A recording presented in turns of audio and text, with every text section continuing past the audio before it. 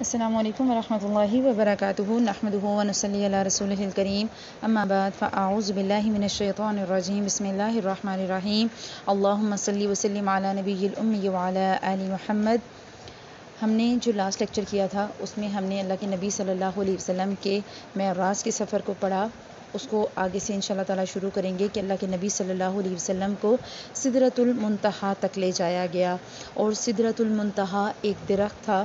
جو بیری کا درخت تھا، اور اس کی خصوصیت کیا تھی کہ اس کے پتے ہاتھی کے کان جیسے تھے اور اس کے پھل بڑے بڑے کنڈوں یا ٹھیلوں جیسے تھے، اور پھر اس پر سونے کے پتنگے چھا گئے اور اللہ کے حکم سے جو چھانا تھا وہ چھا گیا۔ اس سے وہ بیری کا درخت اتنا خوبصورت منظر پیش کرنے لگا کہ اللہ کی کوئی مخلوق اس کا حسن بیان کرنے کی تاب نہیں رکھتی۔ یہاں پر اگر رک کر تھوڑا سا غور کریں کہ اتنے خوبصورت منظر کی دلکشی کی گئی ہے، اور اتنے خوبصورت منظر کو اتنے بہترین انداز میں بیان کیا گیا ہے، اور اللہ سبحانہ و تعالیٰ ان تمام روحوں کو جو نفس مطمئنہ ہوں گی، ہم نے قرآن پاک میں پڑھا یا ایتھا النفس المطمئنہ، اے نفس اطمینان والے، اے اطمینان والی روح، ارجعی الی ربک راضیۃ مرضیہ، اللہ تعالیٰ اطمینان والی ایمان والی روحوں کو اتنے ہی اطمینان اور دلکش ماحول میں لے کر جائے گا، ایک ایسے پرسکون ماحول میں جہاں کا منظر کیا کہ درخت ایسا کہ سونے کے پتنگے اس پر برس رہے۔ آپ سوچیں کہ وہ کتنا خوبصورت منظر ہوگا، اور اللہ سبحانہ و تعالیٰ کریں کہ آپ اور میں بھی اس کا انشاءاللہ تعالیٰ حسن دیکھ پائیں۔ یہاں پر بیان کیا گیا ہے کہ اللہ سبحانہ و تعالیٰ کی اللہ کے نبی صلی اللہ علیہ وسلم سے بات ہوئی۔ یہاں یہ نہیں ذکر کیا گیا کہ آپ صلی اللہ علیہ وسلم نے اللہ سبحانہ و تعالیٰ کو دیکھا۔ اما عائشہ سے ایک روایت ملتی ہے، اور وہ یہ کہتی ہیں کہ جو یہ کہہ دے کہ اللہ کے نبی صلی اللہ علیہ وسلم نے کھلی آنکھوں سے اللہ تعالیٰ کو دیکھا ہے تو اس نے جھوٹ بولا۔ جب اللہ کے نبی صلی اللہ علیہ وسلم سے سوال کیا گیا کہ کیا آپ نے اللہ جل جلالہ کو دیکھا ہے، تو آپ صلی اللہ علیہ وسلم نے فرمایا کہ اللہ سبحانہ و تعالیٰ تو ایک نور ہے، میں اسے کیسے دیکھ سکتا ہوں۔ آپ دیکھیں کہ ہماری انسانی آنکھ ایک ٹارچ یا ڈائریکٹ سورج کو بھی نہیں دیکھ سکتی، کہاں یہ کہ اللہ سبحانہ و تعالیٰ کی ذات کا دیدار کیا جائے۔ اور لیکن اللہ سبحانہ و تعالیٰ جب جنت میں جائیں گے لوگ تو جنتیوں کو ایسی کوالٹیز دیں گے، ان کی بصارت اللہ جل جلالہ ایسی دیں گے کہ ہم مالک ذوالجلال کا دیدار کر سکیں انشاءاللہ۔ اللہ سبحانہ و تعالیٰ سے دعا ہے کہ وہ آپ کو اور مجھے بھی ایسے لوگوں میں شامل کرے۔ اللہ سبحانہ و تعالیٰ کی جب ملاقات ہوئی اپنے حبیب کے ساتھ تو آپ صلی اللہ علیہ وسلم اللہ سبحانہ و تعالیٰ کے اتنے قریب ہوئے کہ 2 کمانوں کے برابر یا اس سے بھی کم فاصلہ رہ گیا۔ اس وقت اللہ سبحانہ و تعالیٰ نے اپنے بندے پر وحی فرمائی، اور آپ پر اور آپ کی امت پر دن رات میں 50 نمازیں فرض کی گئیں۔ یہاں پر اللہ سبحانہ و تعالیٰ نے آپ صلی اللہ علیہ وسلم کو معراج پر 4 تحائف، ہم ان تحائف کو پڑھ رہے ہیں کہ جو 4 تحفے دیے گئے، ان میں سب سے پہلا تحفہ تھا کہ نماز دی گئی۔ آپ دیکھیں جب ہمارے گھر کوئی گیسٹ آتا ہے اور ہمارا وہ فیوریٹ ہوتا ہے تو ہم اس کو ایسا تحفہ دیتے ہیں نا جو ہمارا محبوب ہوتا ہے، ہم اسے اپنے علاقے کی کوئی مشہور چیز دے دیتے ہیں تاکہ وہ بندہ یاد رکھے کہ فلاں علاقے میں گئے تھے تو وہاں کی یہ چیز ہمیں تحفے میں دی گئی۔ یہاں پر ہم یہ بات پہلے بھی ایک لیکچر میں کر چکے کہ اللہ سبحانہ و تعالیٰ نے مکمل شریعت زمین پر اتاری، لیکن اللہ تعالیٰ نے نماز معراج پر اتاری، معراج پر جا کر دی گئی نماز۔ اللہ کے نبی صلی اللہ علیہ وسلم کی تو معراج آسمان پر ہوئی، اور معراج کا کیا مطلب ہوتا ہے؟ بلندی یا عروج۔ تو جب بندہ مومن پورے شعور کے ساتھ نماز پڑھتا ہے تو بندہ مومن کی معراج تو نماز میں ہی ہو جاتی ہے، بشرطے کہ مومن اللہ سے ایسے ہم کلام ہو جیسے حق ہے، پورے شعور سے نماز پڑھے، دماغ میں ترجمے کو رکھ کے پڑھا جائے، صحیح قواعد کے ساتھ پڑھا جائے، تو آپ کو اور مجھے اللہ سبحانہ و تعالیٰ سے کلام کرنے کے لیے نماز دے دی گئی۔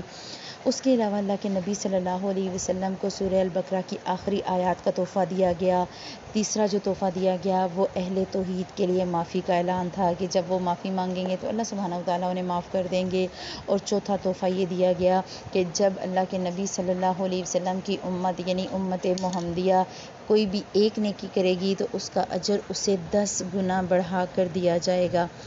پھر جب اللہ کے نبی صلی اللہ علیہ وسلم کو 50 نمازوں کا تحفہ دیا گیا تو آپ صلی اللہ علیہ وسلم پلٹے، حضرت موسیٰ علیہ السلام کے پاس سے گزرے تو پوچھا کہ آپ کے رب نے آپ کو کس بات کا حکم دیا؟ آپ صلی اللہ علیہ وسلم نے فرمایا 50 نمازوں کا۔ حضرت موسیٰ علیہ السلام کہتے ہیں آپ کی امت طاقت نہیں رکھے گی، نہیں پڑھ سکے گی، جائیے اور اپنے رب سے کمی کروائیے۔ آپ صلی اللہ علیہ وسلم نے کمی کروائی، کرتے کرتے 5 نمازیں رہ گئیں۔ موسیٰ علیہ السلام کے پاس سے گزرے تو انہوں نے پھر پوچھا، حضرت موسیٰ علیہ السلام نے کہا کہ نہیں ہو سکتا، آپ کی امت تو اس پہ بھی نہیں قادر ہوگی،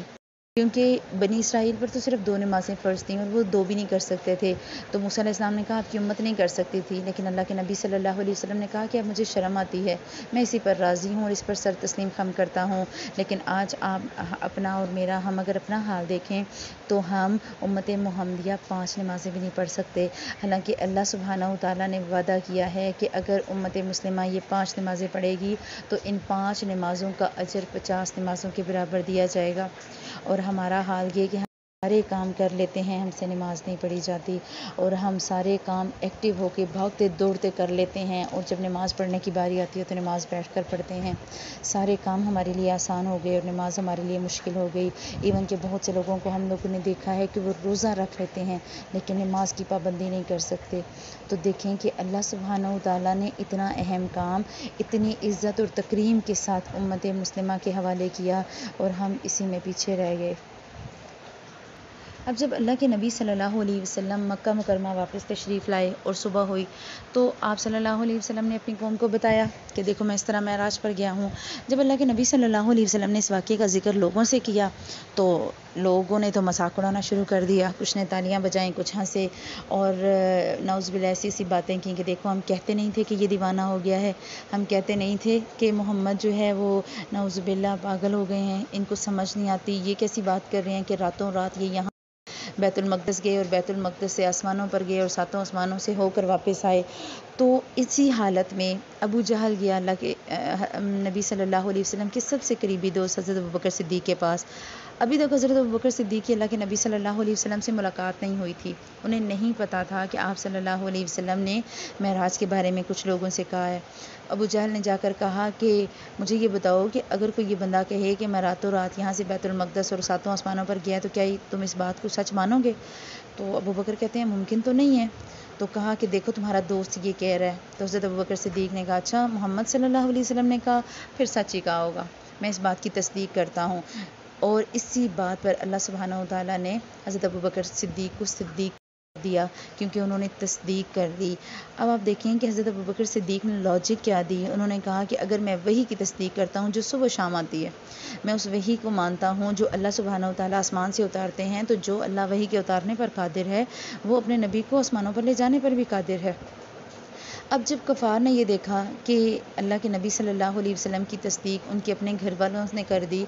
تو کفار نے اللہ کے نبی صلی اللہ علیہ وسلم کا امتحان لینے کا سوچا۔ انہوں نے کہا کہ چلیں آپ ہمیں بتائیں کہ بیت المقدس کیسا ہے، دروازہ کیسے، کھڑکیاں کیسی، اس کی نشانیاں بتائیں۔ اب اللہ کے نبی صلی اللہ علیہ وسلم کے حضرت ابو ہریرہ سے ایک روایت ملتی ہے صحیح مسلم میں، اور آپ صلی اللہ علیہ وسلم کی اس حدیث کا مفہوم آتا ہے، وہ کہتے ہیں کہ کفار نے مجھ سے پوچھا بیت المقدس کی کچھ نشانیاں یا اوصاف بیان کریں،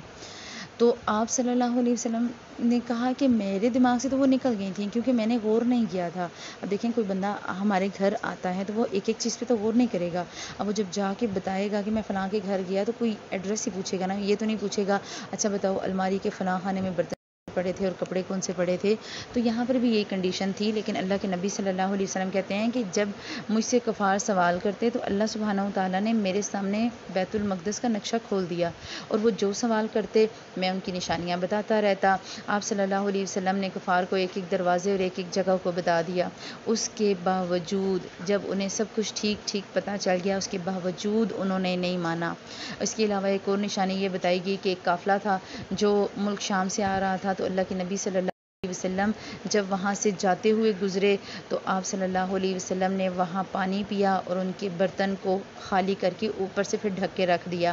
جب وہ واپس آئے تو جب قافلہ پہنچا تو کہا کہ قافلے والوں سے پوچھو کہ کیا ایسا نہیں ہوا تھا کہ ان کے پینے کا برتن خالی ہو گیا تھا، یا قافلے کے جو اونٹ تھے ان کی تعداد بتا دی اور قافلے کے پہنچنے کا وقت بتا دیا، ایون کہ جو اونٹ آگے آ رہا تھا آپ صلی اللہ علیہ وسلم نے اس کی بھی خبر دے دی۔ اللہ کے نبی صلی اللہ علیہ وسلم کی اتنی نشانیاں بتانے کے بعد بھی جس نے نہیں ماننا تھا وہ نہیں مانے، اور جب یہ اسراء کی صبح ہوئی تو حضرت صلی اللہ علیہ وسلم کے پاس تشریف لائے اور آپ صلی اللہ علیہ وسلم کو پانچوں نمازوں کی کیفیت اور ان کے اوقات سکھائے۔ اس سے پہلے نماز صرف 2 رکعت صبح اور 2 رکعت شام تھی۔ اس سے آگے ڈیٹیل انشاءاللہ تعالی ہم اگلے لیکچر میں کریں گے۔ سبحانک اللہم و بحمدک نشہد ان لا الہ الا انت نستغفرک و نتوب الیک۔ السلام علیکم ورحمۃ اللہ وبرکاتہ۔ السلام علیکم ورحمۃ